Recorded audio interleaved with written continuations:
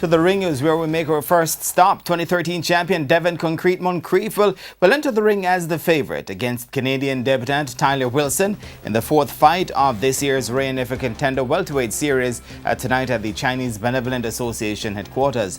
The 41-year-old Jamaican, who boasts a 12-8-1 record, is prepared to take a cautious approach at the start.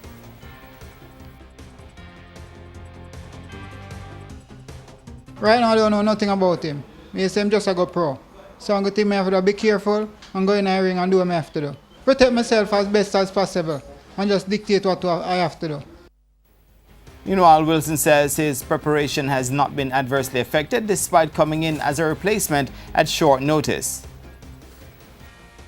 Pretty short notice. I took the fight about 6 days ago. But I'm never out of shape. I'm always training. I had a fight February 17th. I was already getting ready for another fight before this. So I'm always prepared. I'm always ready.